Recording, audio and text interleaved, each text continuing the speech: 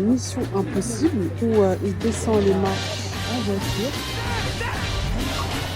Si vous venez à Rabat, venez visiter les Zoudaya. À l'Agent Tudo Bem, petit retour en images sur mon week-end à Rabat. Je découvre la ville en commençant par sa médina et ses gourmandes spécialités locales comme Rziza et les jus de grenade incroyables et peu chers. Je découvre en marchant un édifice qui date du XVIIIe siècle. De retour aux Zoudaya où je découvre une exposition de peinture à l'huile d'une artiste marocaine. Et c'est l'heure d'admirer le sunset de la ville de Rabat. Le lendemain matin, un café allongé pour bien se réveiller et travailler un peu au cœur de cette belle terrasse. Je suis actuellement à Rabat, précisément à l'hôtel Onomo, qui est juste magnifique par son emplacement, pas loin de la tour Hassan II. Pour moi, j'ai fait la Médina, les Zoudaya, donc merci pour vos conseils. Il me tarde de faire le reste. Après déjeuner, j'ai voulu visiter le jardin andalou des Zoudaya, qui est une ancienne demeure des sultans alaouites. Et à ma grande surprise, en flânant dans cet havre de paix, je découvre le musée de la parure marocaine, qui a la collection privée du roi et qui revêt une valeur culturelle importante, riche et diversifiée. On va y retrouver la chaîne opératoire de fabrication, l'histoire du costume marocain, la parure masculine et amazigh et bien d'autres. J'ai été subjuguée devant la beauté des parures de mariés de différentes régions et très fière de constater que ces traditions se perpétuent encore aujourd'hui dans les mariages marocains. Mais regardez-moi ces poignards trop stylés, un régal pour les yeux.